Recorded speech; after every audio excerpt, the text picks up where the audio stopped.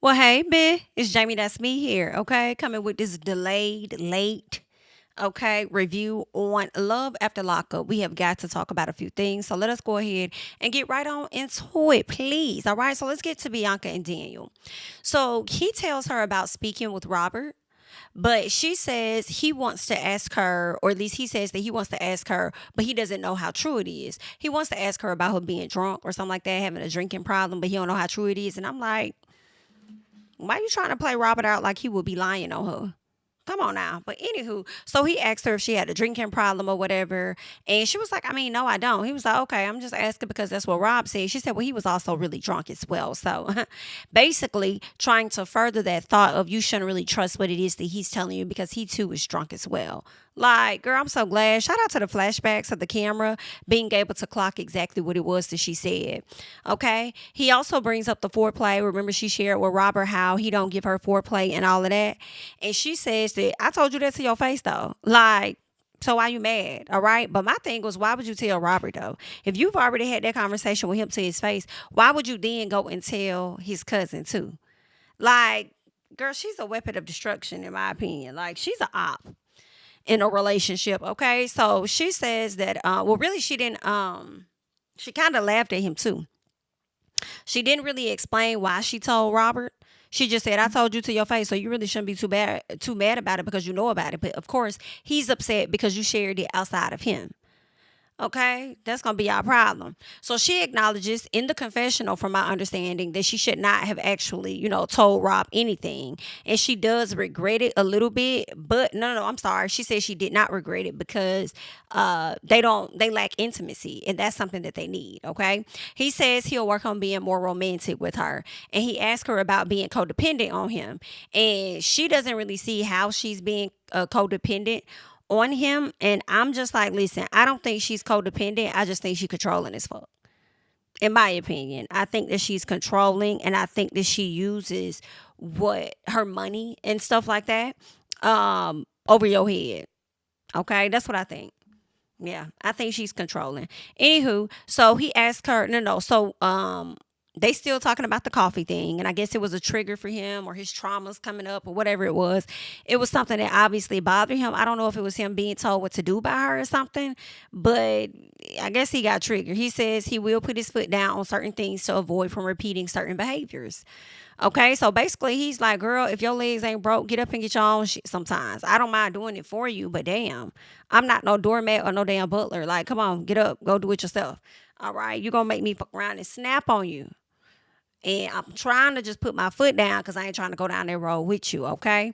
So he says, that's a red flag. And she said, wait, I'm a red flag? And he was like, not so much as you being a red flag, but some of the things that, I guess she may do or something like that. He says that's a red flag. The act of her asking him to do everything for her is what he was saying was a red flag. Okay.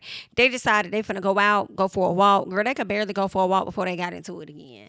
So he has anxiety. Okay.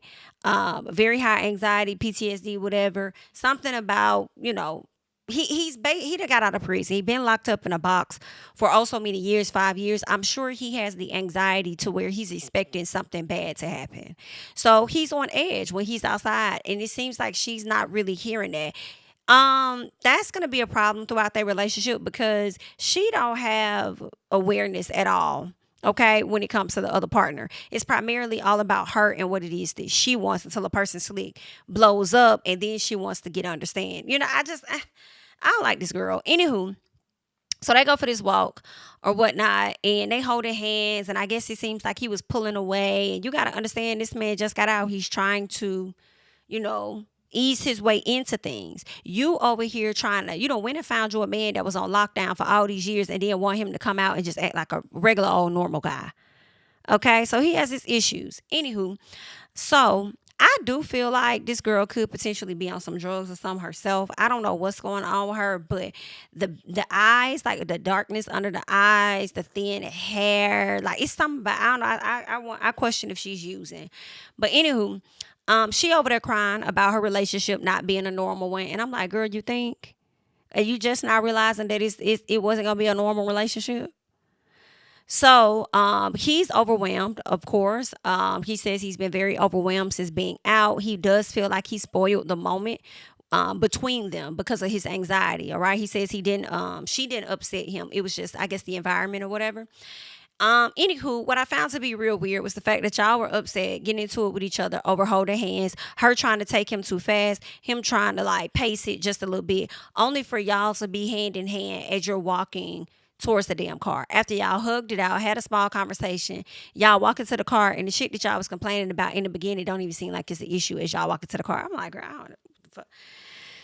Ooh, okay, girl. Whatever you say. Yeah, you're right, girl. Scoot up. Go ahead. Go ahead on, please. Hurry up expeditiously. Let's get to Britney and K-Rock. Britney and K-Rock are about to get married, okay? Of course, she had the conversation with her parole person, letting them know, like, hey, I'm supposed to be getting married or whatever, yada, yada, yada. The lady said, I don't know if that's a good idea because Texas may look at y'all like y'all trying to fraud them or something like that. It might be giving a little sketchy betchy. So I don't know. And honestly, y'all, that don't even make sense to me. I mean, it could be true, but she said something like Texas can look at you like you're they may look at that as suspicious that you went and married. That don't make no, like, whatever the parole person was saying, in my opinion, wasn't fully making sense. And maybe it's because I've never been in their position to really know, or know somebody that has had to really deal with what they went through. So maybe that's why. But I'm like, people get married every day, B. Okay, so if she wants to go get married, like, that's because they're in love. It doesn't have to be because they're trying to defraud somebody. Because as you're saying, that still could not be approved. So I mean, I don't know. Like, are they gonna look at? I don't know. Something about it just didn't seem right. And although the friend may have been right to go ahead and get the heads up or something, either way, what we're learning is that this plan may or may not work. And it's not really a plan. It was what they were planning on doing anyway. They're just gonna do it much sooner. Okay. Um, Although it may have been wise for her to reach out to the parole person, I just feel like you ain't have to do that. It ain't like you being penalized for being married to somebody. So why the fuck do you need to reach out to her? Hey, is it okay if I get married? Like, what the fuck? Like, you know what I'm saying? You don't have to really reach out to her or him about that. You just more so trying to figure out what you need to do to move to the next location. But whatever. I just kind of feel like this just a little bit. When K-Rock had a conversation with you directly and told you how y'all were going to move and you were all in agreement with that, I kind of feel a way that K-Rock told you to not talk to your parole officer, which I feel was not wrong to say, but then you go and you listen to your friend instead. And I'm like, okay, if that's how you operate for the most part within your marriage, I think that could potentially be a problem at some point. That if I'm trying to have a conversation with you and I'm telling you how I think we should move and what's going to be in our best interest, and it makes sense, why would you then go have your conversation with your friend and then go do what you want to do? You know what I'm saying? I can see if I was putting you in harm's way or something like that. But this ain't really putting you in harm's way. So I don't know. I hope that makes sense. Like, I understand the friend being concerned or whatever, but at the same time, bitch, like, y'all made this agreement to do what y'all was gonna do. Like, I don't know. I just didn't like it. I just didn't like it.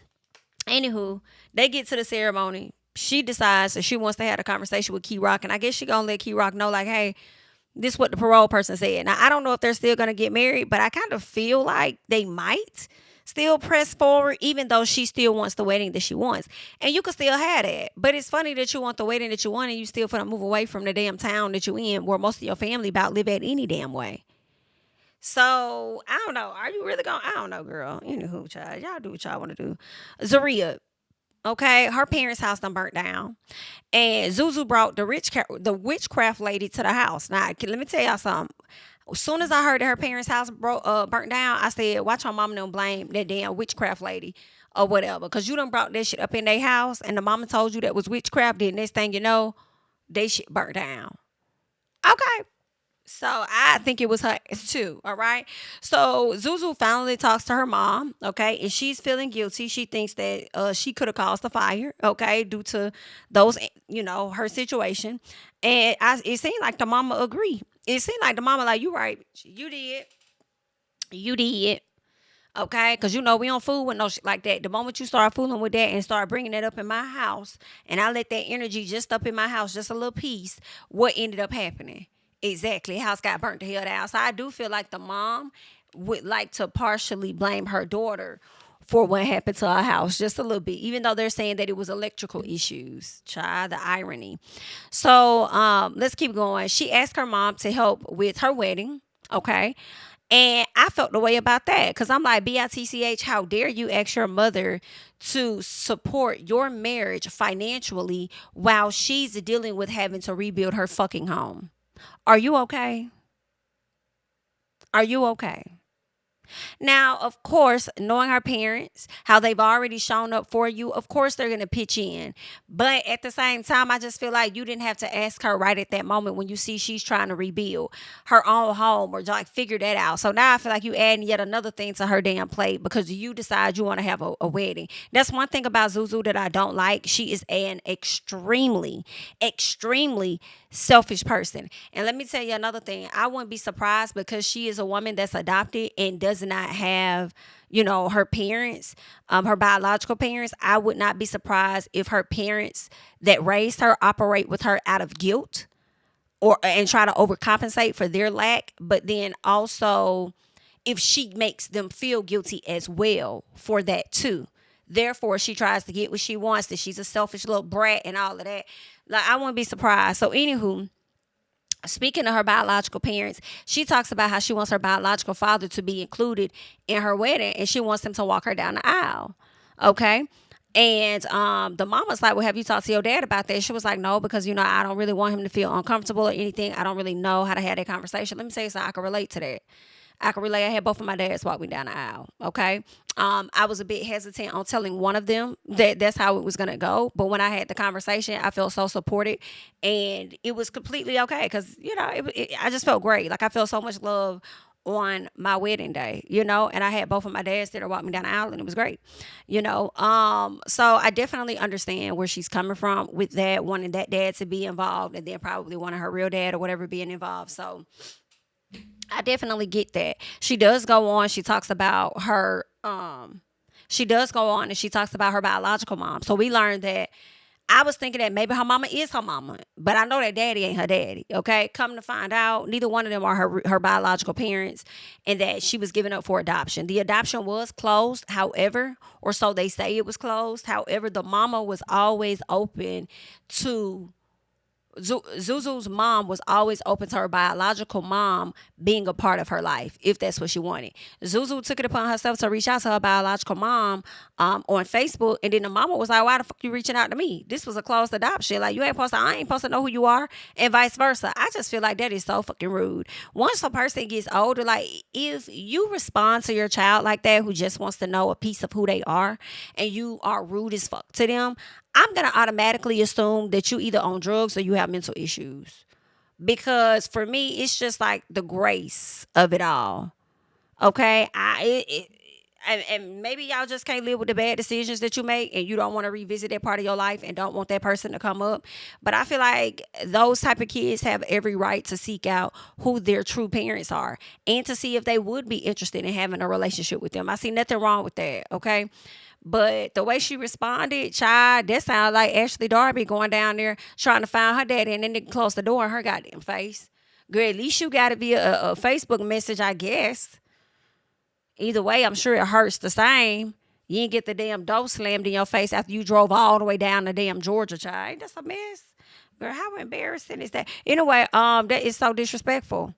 That's so disrespectful. But anywho, that's what Zuri has going on. She was very emotional. She says a lot of people don't talk about, adopted kids and the things they may go through and, that dynamics and stuff. And she was, really hurt by the actions of her mom, but also very emotional about the fact that her non-biological parents love her unconditionally, So even though she lacked in the love from her true parents, she still got it somewhere else. And, good for her. All right. So that's what's going on with them. Also, Zuzu and Troy are working on an event for their organization. Finally, I don't know. When I hear that they're trying to work on an event for the community in hopes of getting their funds back, what it sounds like to me is that funds were being misappropriated.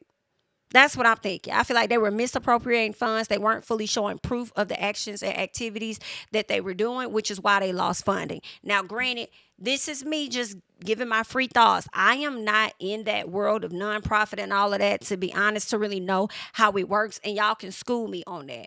But that's what I'm starting to think. Like, because how the hell y'all, your mama done run the church and you didn't even think to at least partner with the church as a nonprofit to do things for people in the community, therefore bringing more members to your father's church and more people to your organization. And then why wouldn't you think you got this whole organization and you was able to secure a fucking building? But what about contracts with other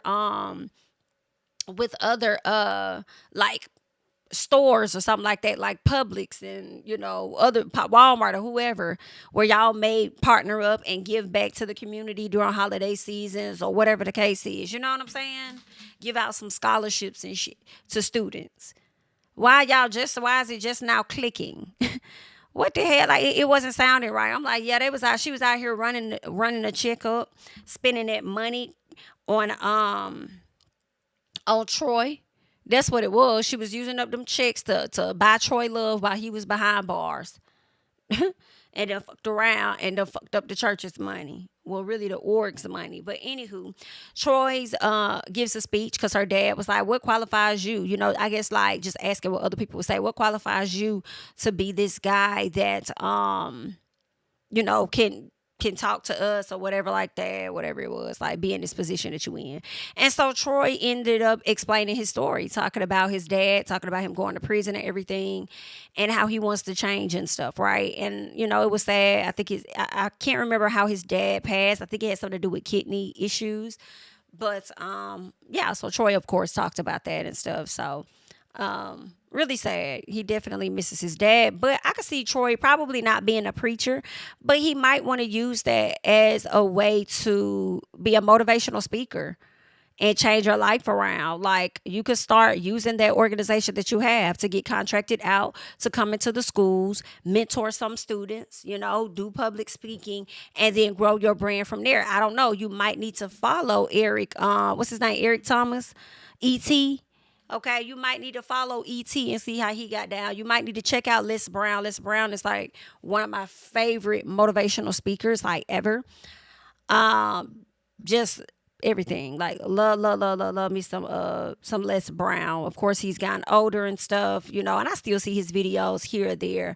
But I like to listen to his stuff from like back in the day. Even if I've heard it before, I could already know what he's finna say. But he was a great motivational speaker. E.T. is good too. E.T. is really good. I feel like it's more out there.